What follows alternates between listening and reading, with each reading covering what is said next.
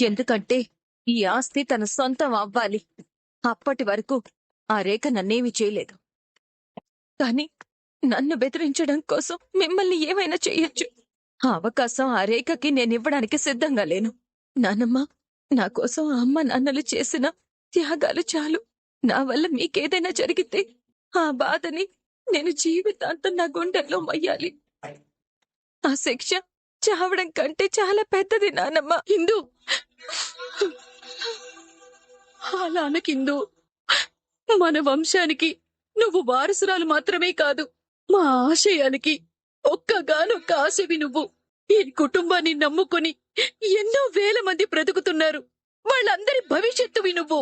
నువ్వెప్పుడు సంతోషంగా ఉండాలి, నిండు నూరేళ్లు బ్రతకాలి. హ, వాళ్ళందరికీ నువ్వు ఆసరా అవ్వాలి. అలా జరగాలంటే నువ్వు నాకు మాటివ్వు. ఒరే మావా, టెన్షన్ పడొద్దురా. రై, నువ్వొక్క మాట మాట్లాడినా చంపేస్తా నేను.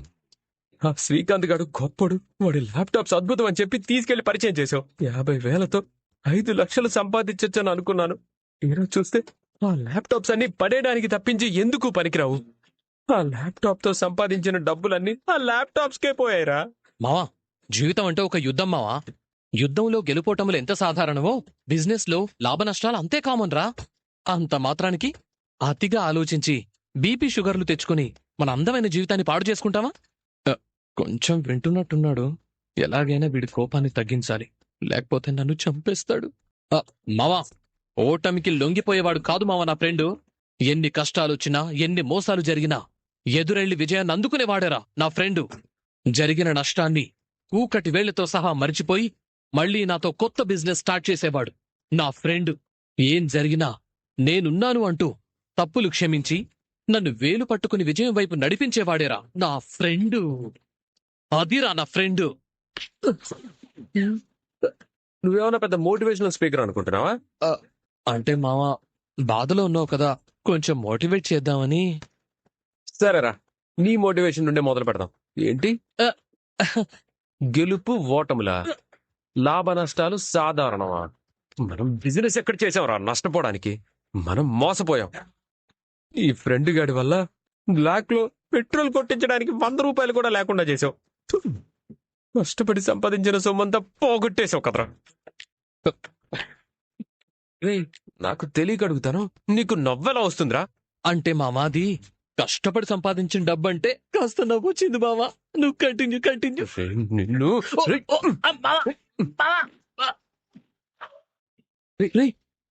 మావా, వీడు మన రాంబాబు గాడిలో ఉన్నాడే. లా ఉండడం కాదురా, వాడే. బిచ్చగాడికి ఎక్కువ, మిడిల్ క్లాస్ కి తక్కువ అన్నట్టుగా ఉండేవాడు. సిగరెట్టు కూడా మన దగ్గరే చేయి చాచేవాడు కదరా. సడన్ గా రిచ్ కారులో దిగాడేంటి మావా? రే, నోరు మరి ఎక్కువ తెరవకండ్రా. నేను మీ ఫ్రెండ్ రాంబాబునే. టిఫిన్ స్కిప్ చేసి డైరెక్ట్ గా భోజనం చేస్తే ఒక పూట ఖర్చు మిగులుతుందనుకునే ఆ రాంబాబువేనా నువ్వు? కళ్ళ ముందు కనిపిస్తున్నా, ఇంకా నమ్మకం కలగట్లేదా? అరే రాంబాబు, నువ్వేంటి, ఈ కారేంటి, నాకేం అర్థం కావట్లేదురా. ఇంత డబ్బు ఎలా సంపాదించాననే కదా నీ డౌట్? ఏ బ్యాంకుకైనా కన్నవేశావా? బ్యాంక్ కన్నం వేస్తే జైల్లో ఉంటాను గాని ఇలా మీ ముందు ఇంత రిచ్ గా ఎలా ఉంటానురా? అంటే సడన్ గా ఈ మార్పేంట్రా? ఏదైనా లాటరీ తగిలిందా? లేకపోతే అలాదీన్ అద్భుత దీపం దొరికిందా? రెండూ కాదురా, జస్ట్ పెళ్లి చేసుకున్నా అంతే. పెళ్లి చేసుకున్నావా? పెళ్లి చేసుకుంటే లైఫ్ లో లాక్ అవుతావని తెలుసు కానీ ఇలా రిచ్ అవుతావని ఫస్ట్ టైం చూస్తున్నాను రా. ఇన్ని రోజులు మన లైఫ్ గురించి, డబ్బు గురించి అతిగా ఆలోచించే అడుగు తింటున్నామనిపించింది. లైఫ్ అనేది చాలా సింపుల్ రా. అందుకే రిచ్ అమ్మాయిని పెళ్లి చేసుకున్నా, లైఫ్ లో రిచ్ అయిపోయా. అంత సింపుల్ గా చెప్తే మా మట్టి బుర్రలకు ఏం అర్థం అవుతుంది? కొంచెం డీటెయిల్డ్ గా చెప్పరా బాబు. Just wait baby. బేబీయా? షీఈ్ మై బేబీ. ఆంటీలా ఉంది, ఈమె బేబీనా? ఏంట్రా, నువ్వు పెళ్లి చేసుకుందా ఆంటీనా? అవునరా, ఈ రోజుల్లో వయసు పని ఉందిరా, డబ్బే ముఖ్యం. ఇన్ని రోజులు తినడానికి కూడా ఆలోచించాను, ఎవడని టీ ఇప్పిస్తాడేమో అని రోజంతా వెయిట్ చేసేవాడిని. ఆ టీతోనే కడుపు నింపుకునేవాడిని. కానీ ఇప్పుడు తినింది ఎలా అరిగించుకోవాలో ఆలోచిస్తున్నాను. అర్థమైందా? బేబీ ఎండలు ఎక్కువసేపు నిలబడితే ట్యాన్ అయిపోతావు. దా వచ్చి కార్లో కూర్చో. డ్రైవర్ ఏసీ ఏమా? ఓకే ఫ్రెండ్స్, నా బేబీకి పార్లర్ వెళ్ళే టైం అయింది. ఇకపై మనం మళ్ళీ కలవలేకపోవచ్చు. ఇదిగోండి, ఈ డబ్బు తీసుకొని నా మ్యారేజ్ పార్టీ అనుకుని ఎంజాయ్ చేయండి. ఓకేనా? Bye boys.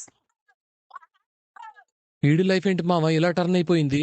రే, వాడిని చూస్తుంటే నీకేమనిపిస్తుందిరా? ప్రతి కుక్కకి ఒక రోజు వస్తుందని వినటమే కాని ఈ రోజు వీడి రూపంలో ఆ కుక్కని మొదటిసారి చూస్తున్నాను మావా. ఒక ఆంటర్ప్రినర్ అంటే ఎలా ఉండాలో తెలుసా? నీలా మోసపోతూ ఉండాలా? కాదు, ఐడియాలు కళ్ళ ముందు కనిపించగానే అందుకునేలా ఉండాలి. ఇలాంటి ఏ ఐడియాలు వద్దు మావా. ఆ రాంబాబు గారిని చూశాక జీవితం మీదే విరక్తి కలిగింది. కష్టపడ్డం వేస్ట్ అనిపిస్తోంది. అలాంటప్పుడు వాడిని ఫాలో అయిపోతే పోలా? అర్థం కాలేదు మావా. సింపుల్ రా.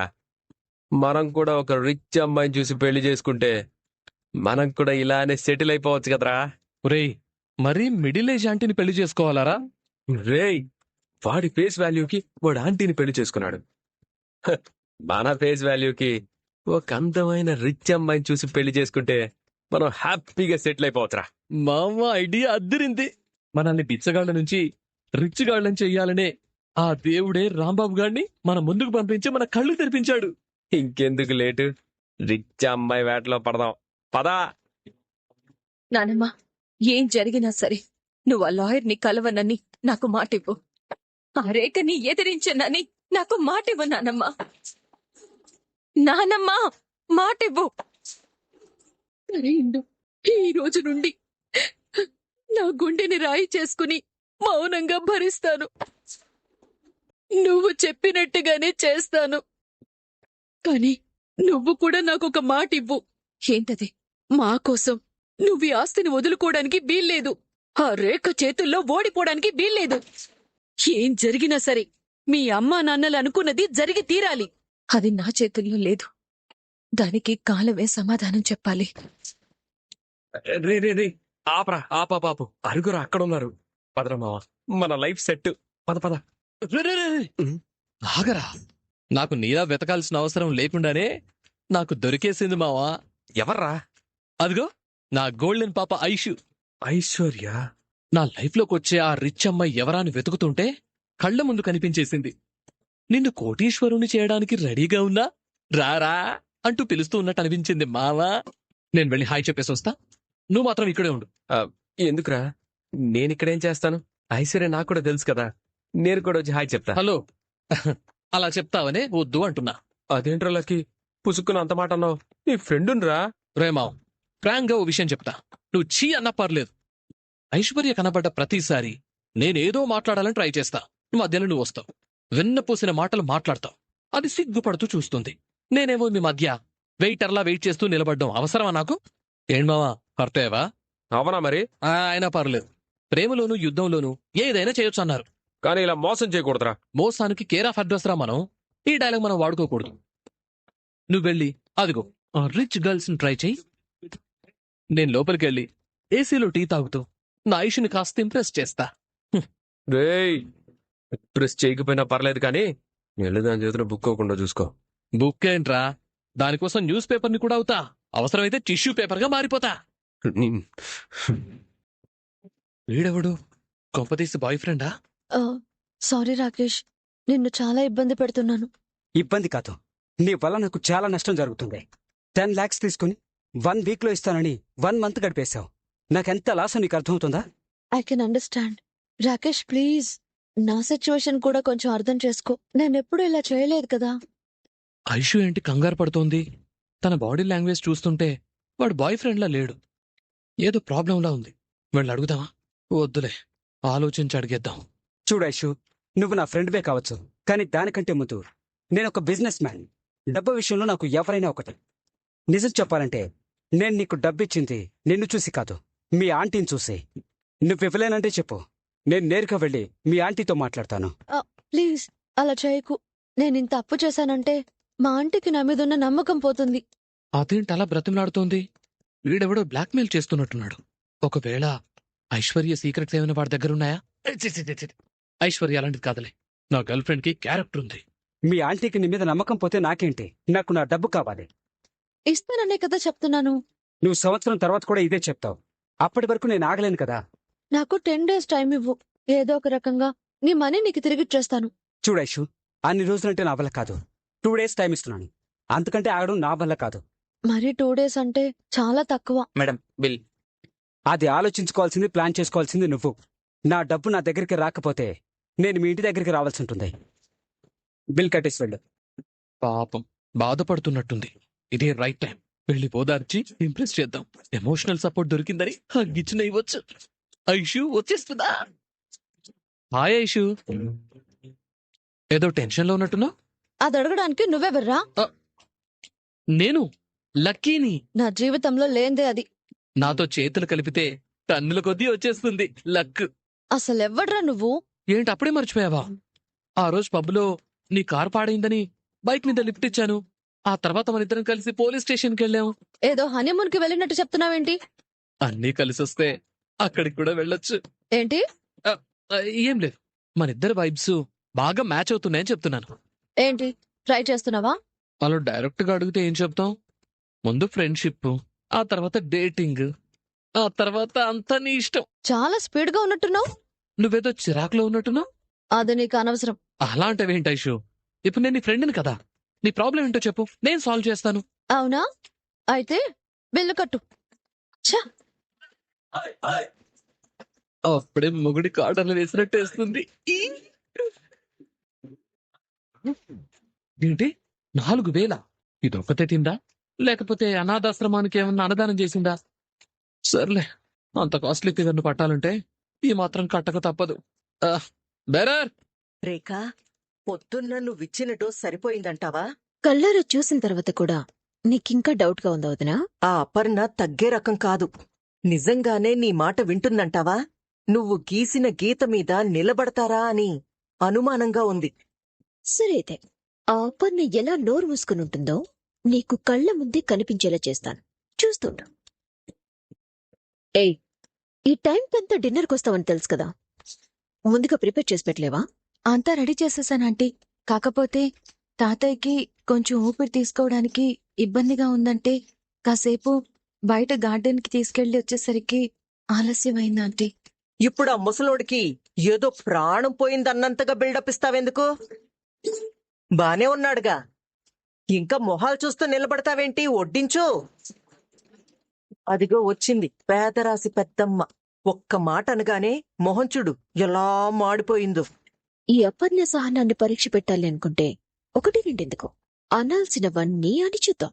అయితే ముందు నేనే మొదలు పెడతా. ఏంటిది? రుచి లేదు, పచి లేదు. అవును, రోజంతా ఆఫీస్లో పనిచేసి ఇంటికొస్తే ఇలాంటి ఫుడ్ పెడతారా? ఏంటి భూషణ్, అంత చిత్తగా ఉందా? చెత్త అనే పదం చాలా చిన్నదాంటీ. స్ట్రీట్ ఫుడ్ దీనికంటే 10 times బాగుంటుంది. నువ్వు రోజూ తినేది అదే కదా ఏంటి ఇది? మనసులో ఏదో పెట్టుకుని ఇలా చేస్తున్నావా? ఆంటీ. వంట విషయంలో అలా ఎందుకు చేస్తానంటీ? నేను రోజు ఎలా వండుతానో ఈ రోజు అలానే చేశాను. అంటే మేం అబద్ధం చెప్తున్నామా? అలా అని నేను అనట్లేదు ఐశ్వర్య. 1,00,000 టెన్షన్స్ తో మేము ఇంటికొస్తాం. ఇంట్లో కూడా మనశ్శాంతి లేకపోతే ఇంకెక్కడికి వెళ్ళాలి? ఏమైంది ఐషు, ఎందుకలా టెన్షన్ పడుతున్నావు? అమ్మో, ఏదో అప్పు టెన్షన్ లో అరిచేశాను. అర్జెంటుగా టాపిక్ మార్చాలి. దీనికంటే మించిన టెన్షన్స్ ఇంకే ఉంటాయా ఆంటీ? చిచి, ప్రశాంతంగా ఇంట్లో కూడా తినలేకపోతున్నాం. ఛ! ఐషు, ఐషు, నీకు ఈ ఇంట్లో ఇంతకు మించిన పని ఉంది. ఈ కాస్త పని కూడా సరిగా చేయలేవా?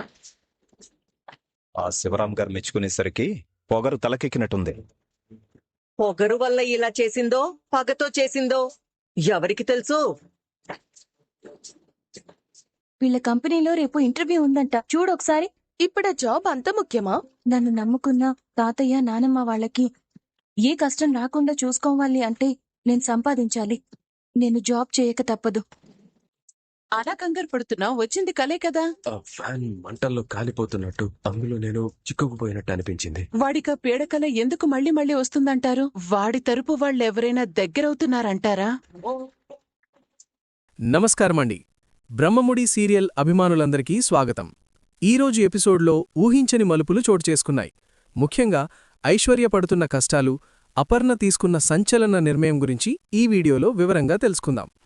ఎపిసోడ్ హైలైట్స్లోకి వెళ్లే ముందు మన ఛానల్ని ఇంకా సబ్స్క్రైబ్ చేసుకోకపోతే వెంటనే సబ్స్క్రైబ్ చేసుకోండి. ఈరోజు ఎపిసోడ్లో ప్రధానంగా ఐశ్వర్య మరియు రాజేష్ మధ్య జరిగిన సన్నివేశాలు హైలైట్గా నిలిచాయి. ఐశ్వర్య గతంలో రాజేష్ దగ్గర తీసుకున్న అప్పు ఇప్పుడు ఆమె మెడకు చుట్టుకుంది.